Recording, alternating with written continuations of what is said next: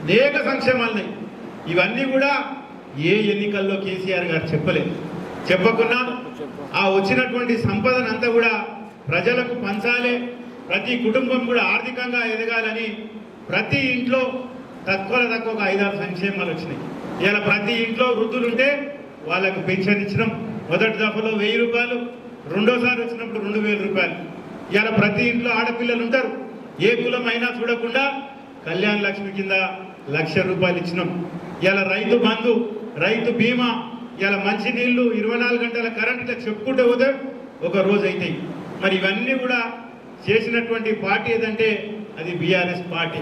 కానీ ఇలా కాంగ్రెస్ పార్టీ అధికారంలోకి వచ్చిన తర్వాత 420 దొంగ హామీలు ఇచ్చారు.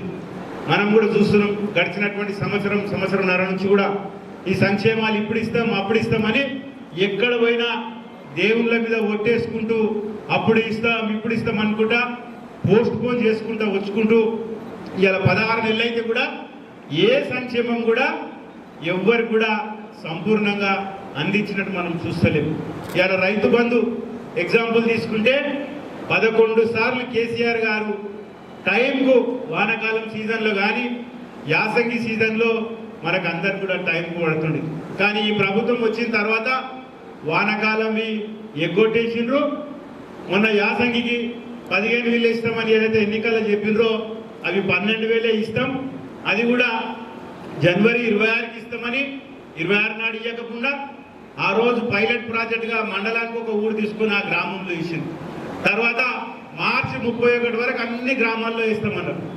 ఇలా ఏప్రిల్ 15 తారీఖు ఇప్పటి వరకు కూడా అందరిని అడిగితే కూడా అందరూ 2 ఎకరాలకు 3 ఎకరాలకు కూడా సంపూర్ణంగా రైతు బంధు పైసలు వేయలేదు.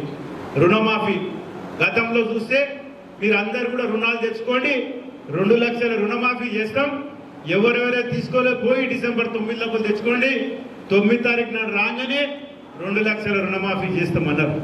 మొదటి దఫగా 49,500 కోట్లు ఉన్నాయని దాని ఎన్నికలప్పుడు 41,000 కోట్లు చెప్పి ఎన్నికలు గెలిచిన తర్వాత 31,000 కోట్లు ఉన్నాయి అవి చేస్తామని లాస్ట్కి 20,600 కోట్లు చేసి మిగతాయి కూడా చేస్తామన్నారు. మొన్ననే అసెంబ్లీలో ఇక రుణమాఫీ ఎవరికి చేయమని తేల్చి చెప్పేసి ఇట్లా చెప్పుకుంటూ పోతే ఎన్నో ఉదాహరణలు ఉన్నాయి. ఇవాళ పెన్షన్ 2,000 పెన్షన్ మనం 2,000 ఇస్తే వాళ్ళు ఏమన్నారు, ఇంట్లో మీరు ఒక్కరికే ఇస్తారా ముసలాయనకు, మేము ముసలాయనకు కూడా 2,000 ఇస్తామన్నారు. ఆ 2,000 లేక ఈ 16 నెలల్లో 2 నెలల పెన్షన్ ఎగ్గొట్టేసారు. ప్రతి ఆడపడుచుకు 2,500 ఇస్తామన్నారు.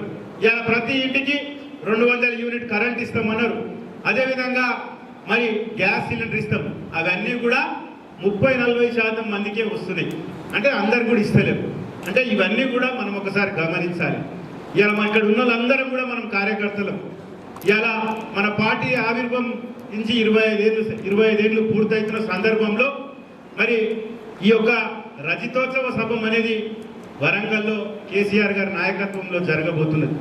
ఇలా మీరందరూ కూడా దయచేసి ఆ మీటింగ్కు మనం అందరం కూడా పోవాలి. మనకు అన్ని కూడా ఏర్పాటు చేసినాం. మనం ఒక 60 బస్సులు కూడా బుక్ చేసినాం. అదేవిధంగా మళ్ళీ ఇవాళ నియోజకవర్గ స్థాయి మీటింగ్ గండేడు మహమ్మదాబాద్ ఇవాళ సాయంత్రం పెట్టినాం. మళ్ళీ తర్వాత మీరు రేపో ఎల్లుండో ప్రతి మండలంలో కూడా మీరు ఇంపార్టెంట్ లీడర్లు అందరూ కూడా కూర్చోండి. మీకు ఏమేమి కావాలి, మన అన్ని సొంత వెహికల్స్ ఉంటే కూడా తప్పకుండా తీసుకుపోదాం. ఆ బస్సులు కూడా ఏ ఊరికి పెట్టాలనేది మీరు ఒక 2-3 రోజుల్లో ప్రణాళిక చేసి నాకు ఇస్తే దాని ప్రకంగా అన్నీ కూడా మీకు ఏర్పాటు చేస్తాం. కాబట్టి మనం కూడా ఇలా పార్టీ ఆవిర్భావం సందర్భంగా ఈ మీటింగ్ అయిపోయిన తర్వాత మళ్ళీ కేసీఆర్ గారు దిశానిర్దేశం చేస్తారు. పార్టీ కార్యక్రమాలు కూడా మనం తప్పకుండా తీసుకుపోదాం. ఈ ప్రభుత్వం చేసేటువంటి కార్యక్రమాలు ఏవైతే ప్రజలకు ఇచ్చిన హామీలు నెరవేర్చలేదు కాబట్టి మనం కూడా వాళ్ళకు 1 సంవత్సరం టైం ఇద్దాం.